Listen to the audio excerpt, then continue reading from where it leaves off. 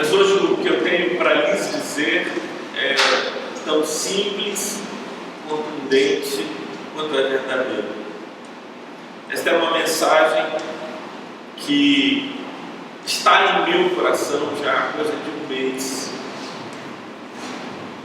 E Deus confirma dia após dia a sua graça e a verdade de sua palavra. Queria convidá-los a abrirem suas Bíblias lá no Evangelho de Jesus Cristo, segundo escreveu Lucas, o médico amado. Lucas, lá no capítulo 19 de Lucas. Lucas, capítulo 19. Em minha Bíblia, essa passagem se encontra na página 1053. Lucas, capítulo 19. Eu queria começar lendo a parábola das 10 minas, que tem início no versículo 11, e gostaria de ler, então, até o versículo 40. Chegaram lá? Lucas 19, 1053. Ouvindo eles estas coisas, que coisas? Que Jesus falava na casa de Zaqueu, publicano, que mudou a sua vida, e ao final do que Jesus proclama: hoje entrou salvação nesta casa, porque o Filho do Homem veio buscar e salvar o perdido. A preocupação de Jesus era com o perdido, não era com um homem qualquer, o perdido. E às vezes a vontade de dizer assim: Senhor, se tu procuras o perdido, tu achaste o mais perdido dos perdidos que sou eu. Se o teu desejo é achar um perdido, eu sou um prato cheio. Ouvindo eles estas coisas, de que o Filho do Homem não veio senão para buscar o perdido, Zaqueu era o perdido. Jesus achou Zaqueu e a salvação entrou na vida de Zaqueu. Ouvindo eles estas coisas, Jesus propôs uma parábola, visto estar perto de Jerusalém e lhe parecer que o reino de Deus havia de manifestar-se imediatamente. Então disse: certo homem nobre partiu para uma terra distante, com o fim de tomar posse de um reino que voltaria. Chamou 10 servos seus, confiou-lhes 10 minas e disse-lhes: negociai até que eu volte. Veja que a ordem deste homem nobre que parte e deixa as minas com os seus servos não é guardem as minas, não é protejam as minas. A ordem é negociar, significando dizer fazer render, fazer prosperar esse depósito que eu faço em vocês, fazer com que isso cresça, multiplique, isso se desenvolva. Versículo 14. Mas os seus concidadãos o odiavam e enviaram após ele uma embaixada dizendo: não queremos que este reine sobre nós. Quando ele voltou, depois de haver tomado posse do reino, mandou chamar os servos a quem deram dinheiro, a fim de saber que negócio cada um teria conseguido. Compareceu o primeiro e disse: Senhor, a tua mina rendeu 10. Maravilha. Que empreendedor esse menino. Tua mina rendeu 10. Respondeu-lhe o Senhor: muito bem, servo bom, porque foste fiel no pouco, terás autoridade sobre 10 cidades. Desse reino que ele fora conquistar. Agora esse homem que se houver bem na gestão das minas, se tornará um governador a reinar sobre 10 cidades. Veio o segundo dizendo: Senhor, a tua mina rendeu 5. A esse que disse: terás autoridade sobre 5 cidades. Veio então outro dizendo: eis aqui, Senhor, a tua mina, que eu guardei embrulhada com lenço. Eis aqui, Senhor, a tua mina, que eu guardei embrulhada. Podia parar aqui e falar o resto da noite sobre a mina embrulhada, guardada e devolvida. Mas é o que eu quero fazer. Versículo 21. Pois tive medo de ti, que és homem rigoroso, tiras o que não pusestes e ceifa o que não semeastes.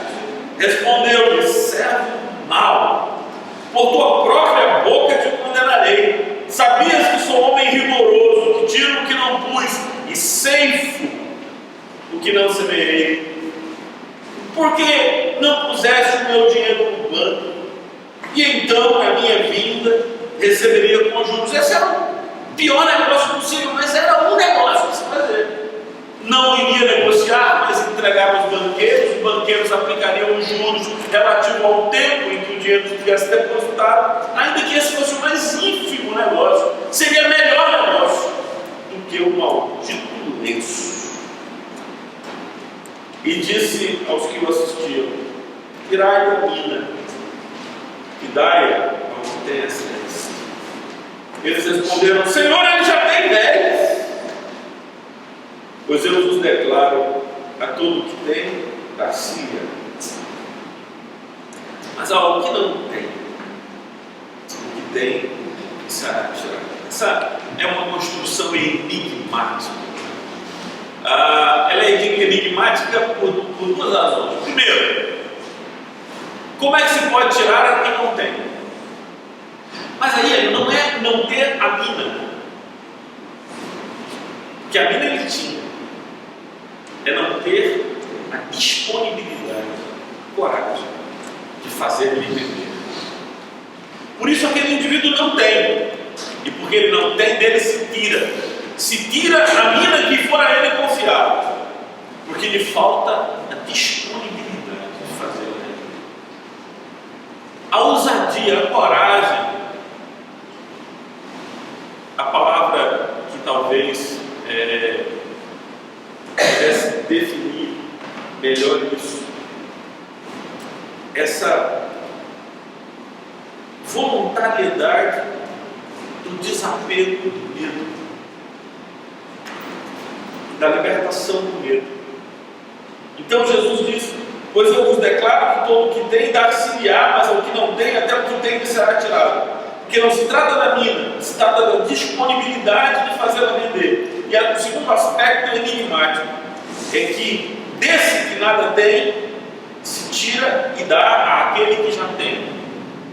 Porque aquele que já tem a disponibilidade, vendo a ruína dos indivíduos cuja disponibilidade não existe, fortalece a sua consciência de que a melhor coisa nessa vida é estar disponível para aquele que nos deu as minas, para que com elas negociemos.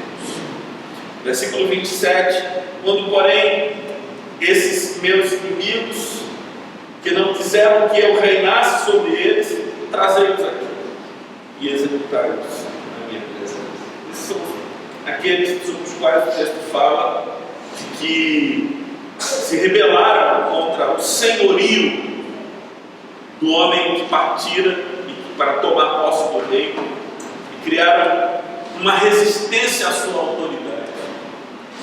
Jesus, obviamente, nesta parábola, coloca esse homem como Deus, que dá minas aos homens e que afirma-se como Senhor dos homens, mas contra quem alguns homens se rebelam. E dito isto, versículo 28, prosseguia Jesus subindo para Jerusalém. Ora, aconteceu que ao aproximar-se de Betfagé e de Betânia, junto ao Monte das Oliveiras, enviou 2 dos seus discípulos, dizendo: ide à aldeia fronteira, e ali ao entrardes, achareis preso um jumentinho, que jamais homem algum montou. Soltai-o e trazei-o. Se alguém vos perguntar: por que o soltais? Respondereis assim: porque o Senhor precisa dele. E indo, os que foram mandados acharam, segundo lhes dissera Jesus. Quando eles estavam soltando o jumentinho, seus donos lhes disseram: por que o soltais? Responderam. Vamos dizer juntos. Vamos dizer mais uma vez. O Senhor precisa dele. Precisa de quem? Do jumentinho. Quem é que precisa do jumentinho? Por que os discípulos disseram isso? Porque Jesus mandou que eles dissessem. Quando perguntaram: por que soltais o jumentinho? Você diga lá, vou perguntar a vocês. Olha, a resposta é essa: o Senhor precisa do jumentinho. Jumentinho novo, jumentinho indomado. Homem nenhum havia sentado sobre ele. Significa dizer que ele dava coisas para tudo que era lado. Porque ainda não havia sido adestrado, ainda não havia sido domesticado para o serviço de montaria que Jesus queria fazer dele. O Senhor precisa dele. Está aqui outro ponto para falar o resto da noite sobre o Senhor precisa dele. O Senhor precisa de jumentinhos. Se o Senhor está precisando de jumentinhos, eis-me aqui, Senhor. Versículo 35. Então o trouxeram e, pondo as suas vestes sobre ele, ajudaram Jesus a montar. Porque Jesus sabe montar sobre o jumentinho. Então eles estendiam no caminho suas vestes. Quando se aproximaram da descida do Monte das Oliveiras, toda a multidão dos discípulos passou jubilosa a louvar a Deus em alta voz por todos os milagres que tinham visto. Jesus tinha operado milagres em Betânia, Jesus tinha operado milagres em Betfagé, Jesus tinha operado milagres em Jerusalém. Toda aquela região já havia visto o poder de Deus se revelando na vida de Jesus. Por isso havia louvor nos lábios daquela multidão. Versículo 38. Diziam eles, a multidão: bendito é o Rei que vem em nome do Senhor, paz no céu e glória nos louvores ao Deus. Tudo isso pode ser resumido numa palavra hebraica que diz Hosana. Hosana. Hosana. Ora, alguns dos fariseus lhe disseram em meio à multidão: mestre, repreende os teus discípulos. Por quê? Repreender os discípulos, porque havia subversão na fala dos discípulos. E havia subversão porque, em primeiro lugar, às portas de Jerusalém, eles declaravam que Jesus era rei. Mas havia um rei, um trono em Jerusalém. E sobre esse rei, um outro rei. Havia o rei dos judeus, que governava sobre os judeus, Herodes, e sobre Herodes o rei romano, porque Israel já desde a década de 70 antes de Cristo havia se tornado domínio romano.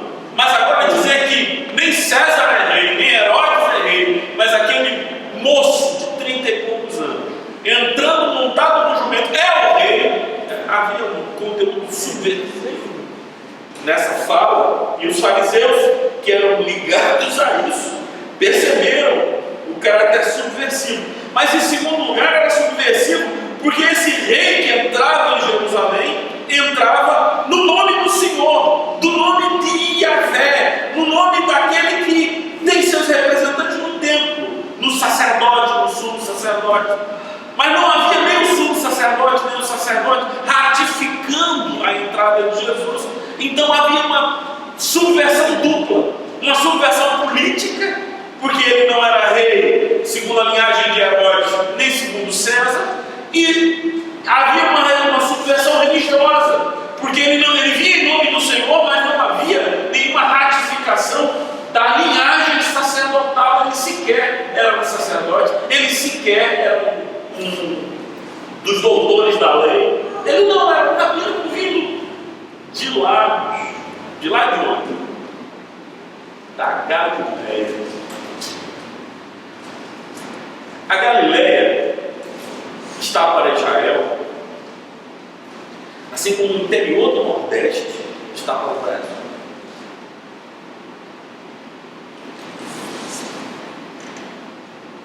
Tanto que, quando Bartolomeu ouve falar que Jesus é de Nazaré, qual é a primeira reação de Bartolomeu? Pode vir alguma coisa boa de Nazaré? Era de Nazaré. Já tem o juízo pela geografia. Jesus não era sacerdote, sumo sacerdote, levita. Jesus não era doutor da lei. Era um pregador desses mestres itinerantes que saíam por aí pregando, mas vindo de Nazaré. E aí, essa é a subversão de dizer: ele vem em nome do Senhor, ele é rei, e ele vem em nome do Senhor, mas não há sacerdote nenhum que dê testemunho disso.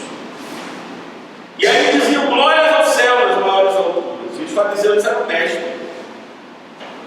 Repreende os teus discípulos para que eles se calem. E é sobre isso que eu quero falar no versículo 40, que todos nós lêssemos a nossa voz.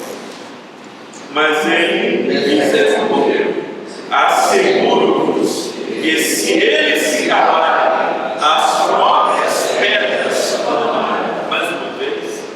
Mas ele, Jesus, lhes respondeu: asseguro-vos que se eles se calarem, as próprias pedras clamarão. O tema da minha mensagem de hoje é quando as pedras se clamam. Porque elas estão. Vamos orar? Senhor Deus, muito obrigado pela tua palavra, pelo teu Espírito. Porque quando a tua palavra encontra a luz do Espírito, há abundância de alimento para as nossas vidas. Glorificado seja o teu nome por isso. E bendito eternamente seja o teu nome por isso. Eu te peço, Senhor, que enches o nosso coração de tua graça na noite de hoje. Enches o nosso coração de fervor, Senhor, de amor, Senhor. Dá-nos, Senhor, que ouçamos a voz das pedras. Que o tempo todo fala ao nosso redor. Porque se calam os profetas, porque se calam os homens e as mulheres de Deus, as pedras que não têm boca nem voz clamam. Tem compaixão de nós, Senhor, e apieda-te de nós, de tal maneira que ouçamos o bendita voz, ainda que por meio de pedras. Em nome, para a glória do teu Filho Jesus. Meus irmãos, todos nós temos uma expectativa. Nós que somos cristãos, nós que somos discípulos de Jesus, nós que buscamos o nome de Deus e o invocamos em nossas vidas, não apenas nas liturgias dominicais, mas de um modo geral em nossas existências, todos nós temos a expectativa de ouvir a voz de Deus, de ouvir a direção de Deus naquilo que Nick e Ana Paula cantaram hoje, mostrando-nos por onde andar, por onde seguir. E eu creio que há muitos de nós aqui carregando a dúvida, a pergunta, o questionamento na sua alma, no seu coração: como eu devo viver, por onde eu devo ir, qual o caminho que eu devo seguir. E aí a gente tem essas expectativas de ouvir a voz de Deus, e aparentemente são três os modos ordinários de Deus nos falar. Eu digo modos ordinários, no sentido dos modos comuns, dos modos naturais de se ouvir a voz de Deus. Primeiro, é através da leitura bíblica. A gente vai ler na Bíblia e tem gente que faz aquela roleta russa com a Bíblia. O camarada pega a Bíblia assim: Senhor, estou usando uma palavra tua, Senhor, fala comigo. Como é que era aquela musiquinha? Baba lá, Babu, como é que era a musiquinha? Deve ter uma cana assim, diz assim: Bimba do Carabala mata um, puxa o rabo do tatu, e aí pá! E pega a Bíblia e lê o texto e tal. Isso obviamente não seria o modo correto de ler a Bíblia. Aí alguém vai dizer assim, muita gente vai dizer, e eu mesmo posso dizer isso, mas pastor, funciona. Muitas vezes Deus falou comigo no Bimamum. Funciona porque até as pedras clamam. E Deus, quando quer falar conosco, fala de modos assim insuspeitos, mas o modo ordinário de buscar a voz de Deus é pela leitura bíblica. Leitura bíblica não é isso de abrir assim aleatoriamente.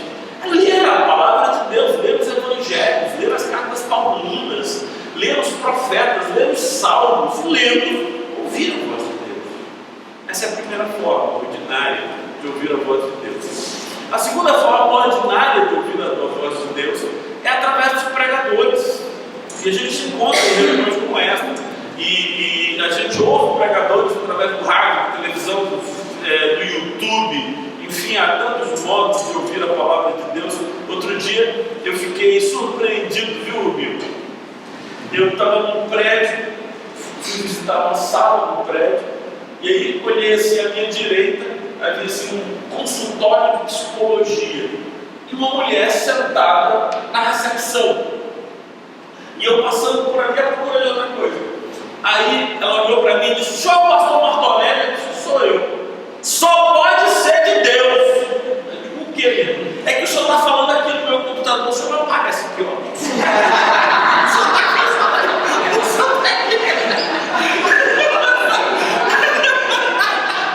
Só pode ser de Deus.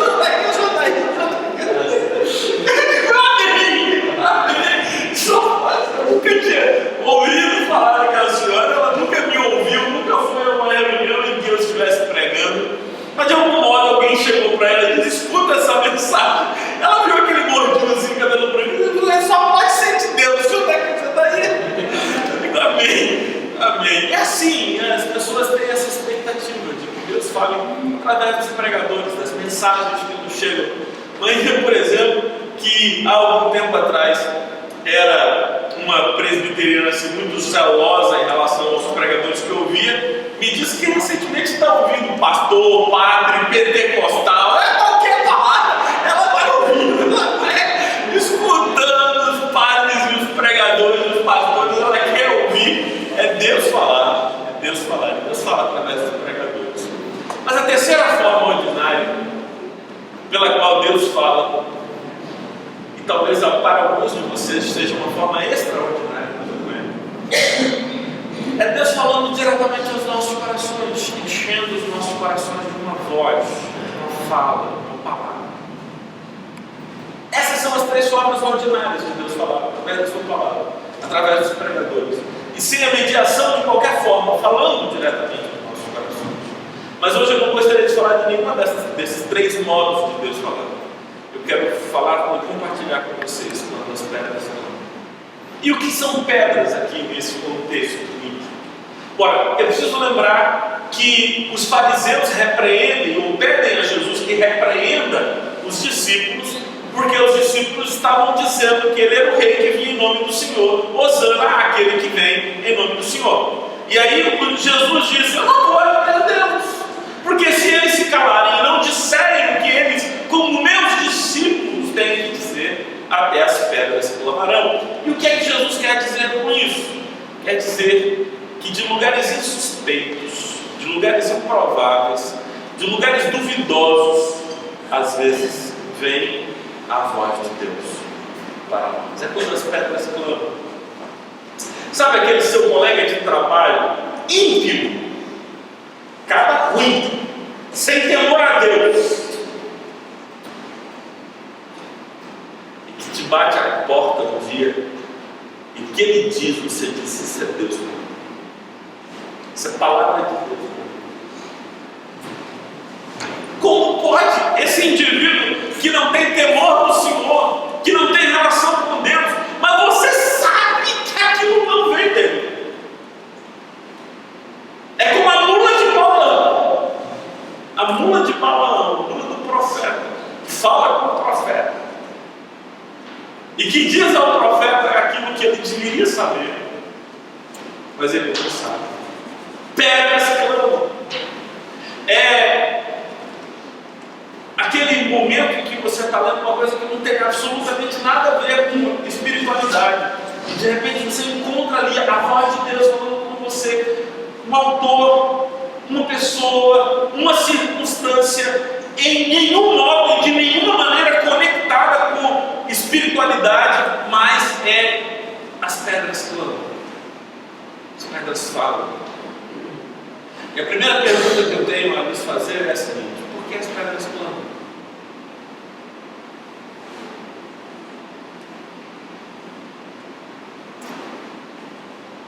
Porque às vezes falar só não adianta, é preciso fazer mímicas, preciso expandir os recursos da fala.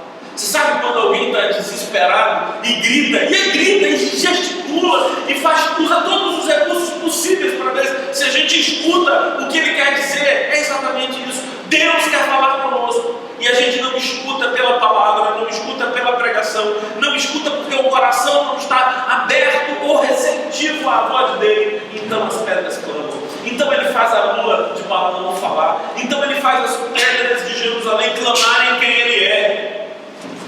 Porque a gente não tem ouvido de escutar.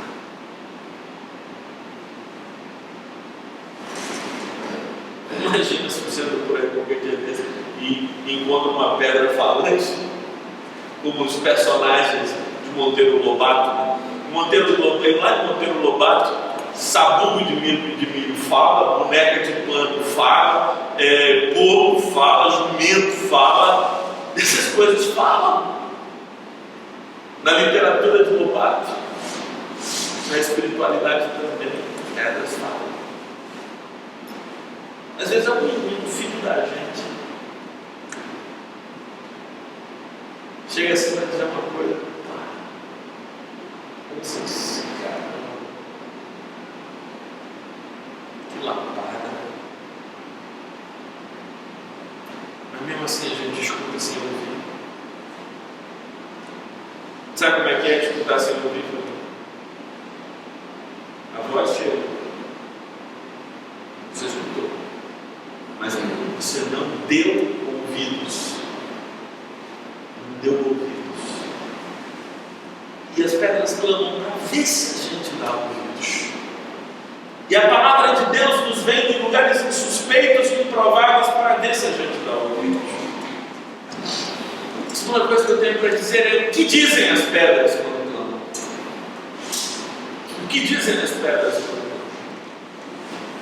O quê? Quem é Jesus? Não foi isso que disseram as pedras aqui? Ou disseram os discípulos e Jesus disse que se eles calassem, as próprias pedras clamariam. E o que tem as pedras a dizer é que Jesus é rei. Que Jesus é rei. E vem em nome do Senhor. Quem é? O que dizem as pedras? Quem é Jesus?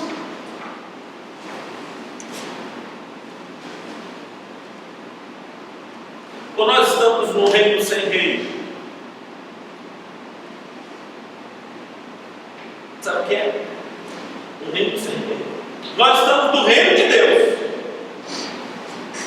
mas esse reino não tem rei, porque nós vivemos de acordo com a nossa própria vontade. É aquele homem que se ausentou da parábola das minas, das 10 minas.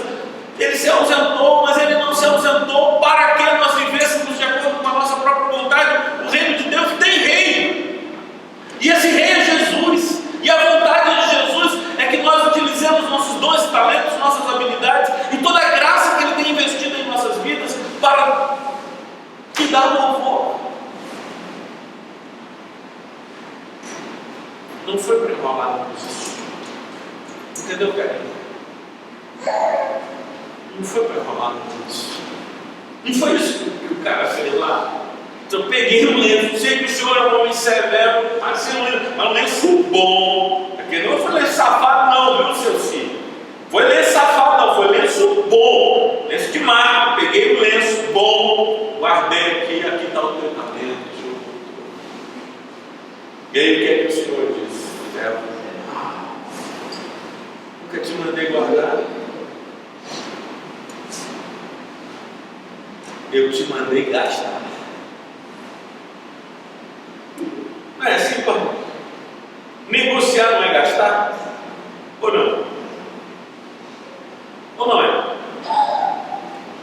Negociar é assim, você pega o dinheiro, você compra alguma coisa, vende por mais do que o que você vai. O negócio vai, eu sei disso, porque pai passou a vida toda assim, né? Ele comprava um carro, ajeitava o carro, melhorava, vendia por mais do que comprou e tal. E isso era negociar. Negociar é gastar, negociar é correr riscos, negociar é viver a dinâmica das incertezas do comércio. Passaram por essa parte cômoda, não? Pega um lenço bom, né? Você não vai perder um centavo. Se o lenço for bom, não for um lenço vagabundo, cheio de rabo, você pega um lenço bom, bico, guarda a mina, guarda o dinheiro, não vai perder um centavo. Aí você vai falar, não vai ganhar nada também. Perder, o negócio da vida é não perder. É não perder meu tempo, tio. É não perder minha vida. É não perder minha energia. E as pessoas que não querem perder tempo, não querem perder vida, não querem perder energia, não investem, não gastam, passam lenço nos momentos, lenço bom e guardam. E não perdem. Mas aí Deus quer que a gente gaste. O que a gente vista? O que a gente ofereça? É perigoso, é arriscado, pode ser que eu não tenha 10, pode ser que eu não tenha 5. E quando o Senhor voltar, se eu tiver meio, em vez de um, Ele não vai olhar para o quanto eu tenho nas mãos, mas quanto de empenho eu me dediquei a fazer render o que Ele me deu.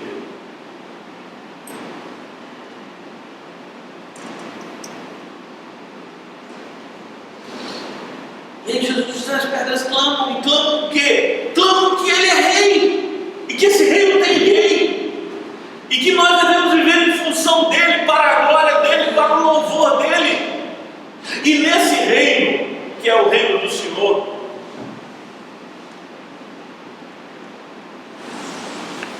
até jumentinho não montado tem utilidade.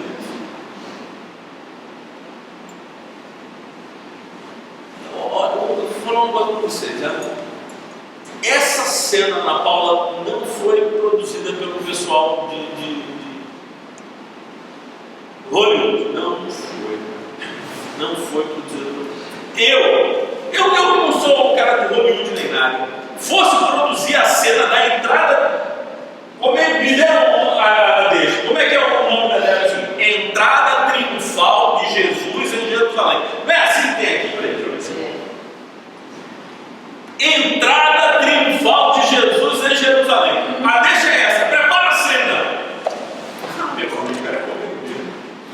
Primeira coisa que eu faria era arrumar um cavalo. Cavalo branco. Daqueles, sabe? Cavalo assim, cara, ele não anda, eles desfilam. Mas aí, pô, já viram essa ou não? Eu arrumava um cavalo branco, aquele altão, tem uns que tem negócio com os pés assim, os cabelos, botava o homem em cima, negócio de veste, arrumava ainda que fosse uma cela, o cara entrar para valer, trombetas, era a entrada triunfal, não é a entrada triunfal, que menino falando, que discípulo gritando, tinha que ter. Eu tinha aprendido já nos desfiles romanos que entrada triunfal de Jesus em Jerusalém. Jumento já é bicho que vale pouco, filhote de jumento.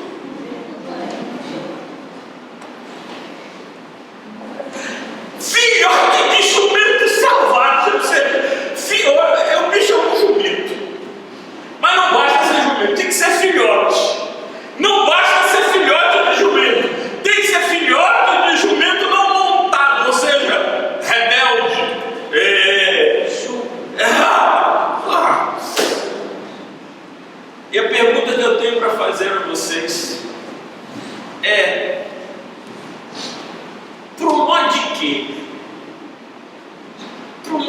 que Jesus mandou procurarem. E olha que a ordem dele é específica, não é? Vocês vão entrar, vão encontrar o jumentinho, soltam o jumentinho. Quem idealizou o cenário não foi Spielberg, foi Jesus de Nazaré. E o cenário de Jesus é assim. Mas o que mais me surpreende não é nada disso. Não é Jesus no reino dele se valer de jumento, filhote arisco. Ele mandar dizer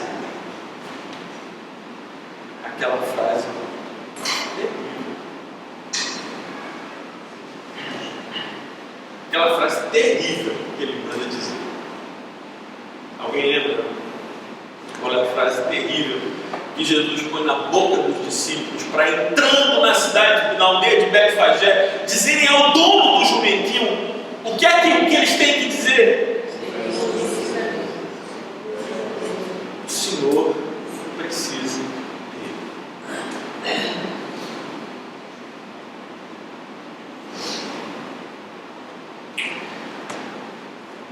O esquema todo é o seguinte: Jesus não tinha tido ali muitas vezes, os discípulos eram conhecidos.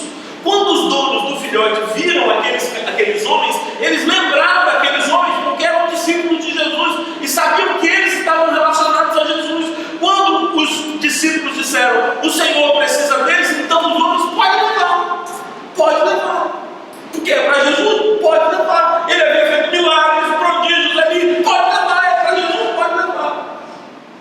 Mas pode levar o quê? O jumentinho.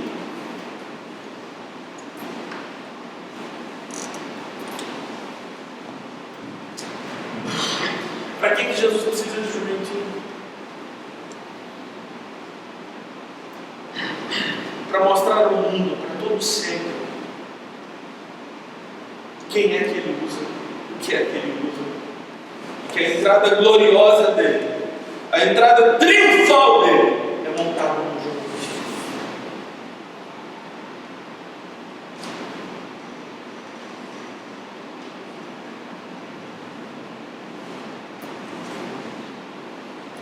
É através de mim e de você que Jesus faz a entrada triunfais na vida das pessoas.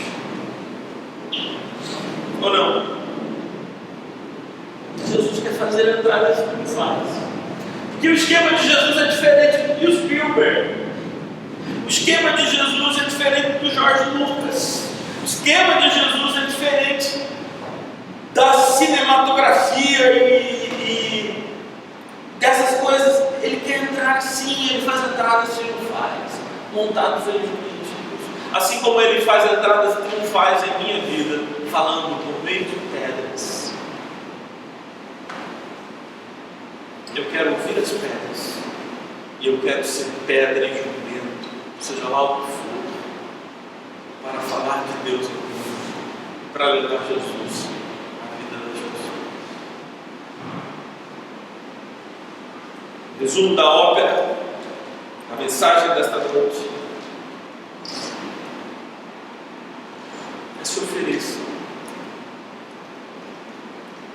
Como vocês têm feito aqui em Abril, façam na vida, no mundo, para além daqui. Se ofereçam. Sem qualquer preocupação com se eu estou pronto, se eu estou preparado, se eu tenho condições espirituais, se eu tenho condições morais. Todo esse discurso é o discurso da imobilidade. Porque o discurso do serviço nunca é um discurso acerca de mim mesmo. É sempre um discurso da necessidade do rei e do reino. Você sabe, o pior período da minha vida, o pior período da minha vida, eu fui levado à seguinte consideração, à seguinte conjectura.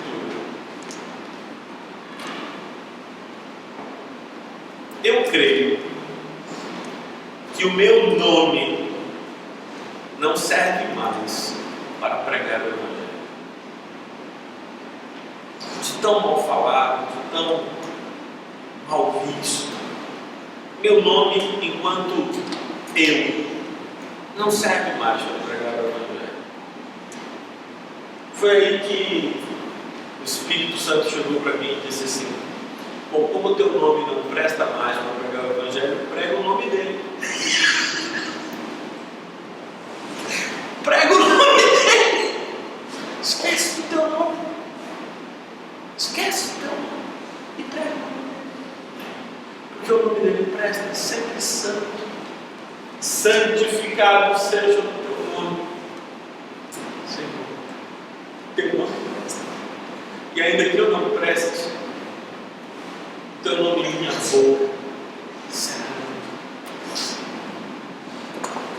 Porque ainda que eu seja pedra ou jumentinho, de mim há de seguir a voz que clama.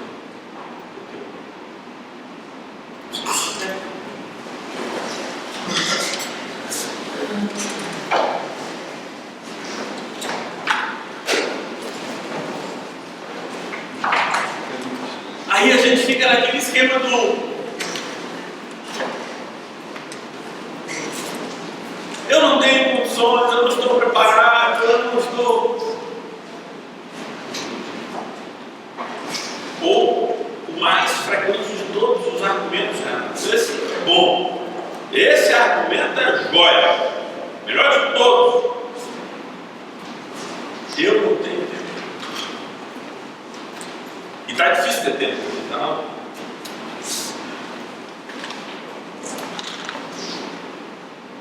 vou dizer uma coisa: ninguém precisa de tempo para pregar o Evangelho, porque é para pregar a todos, quer seja oportuno, quer não. Se pregar o Evangelho é algo que eu tenho que fazer a todo tempo, todo tempo é tempo. E a maior pregação é a nossa própria vida. E a mais eloquente mensagem é falar e viver. É falar de paz e ter paz e ser cristão. É falar de segurança e ter segurança no coração. Falar de alegria inacessível. Ter alegria para Cristo. Sem teatralismo, né? Sem performance, sem esforços cênicos, ser verdade, viver a verdade em relação à verdade. Aí as pessoas vão começar a procurar saber isso. Como é que é isso aí na tua vida? E a boca vai falar com a clareza e a franqueza de quem é a verdade, quem sente a verdade. Porque a verdade não é conhecida, compreendida, captada, capturada, ela é vivida, então vai vazar. Vai vazar, porque a boca fala do que está cheio do coração, é sensível. Então a gente não precisa de ter tempo para pregar o Evangelho, porque todo tempo vai ter. O que a gente precisa é de disponibilidade, de disposição para gastar, para a glória dele, para o reino dele. Quanto mais a gente gasta, mais ele nos dá. Quanto mais a gente ousa e investe, mais ele nos abençoa de graça, porque aquele que foi fiel um pouco, sobre um muito será. E sabe qual é o meu maior sonho, meu maior prêmio, minha maior alegria? É saber que um dia a paz, a segurança e a alegria que hoje eu tenho reinará perfeitamente em mim, na glória. Louvado seja o nome do Senhor. Bendito sejas, ó Rei, que entras sobre jumentinhos na cidade do Rei das carruagens, que te assentas no trono da cruz e não no trono do templo. Glorificado seja o teu nome, Senhor, pelo teu Espírito a nos ensinar hoje à noite e a nos fazer ouvir e viver essa dimensão santa e tão bela da tua palavra. Nós queremos, Senhor, nós desejamos, Senhor, nós ansiamos, Senhor, a plenitude do teu Espírito na tua palavra em nossas vidas. Amém. Amém. Amém.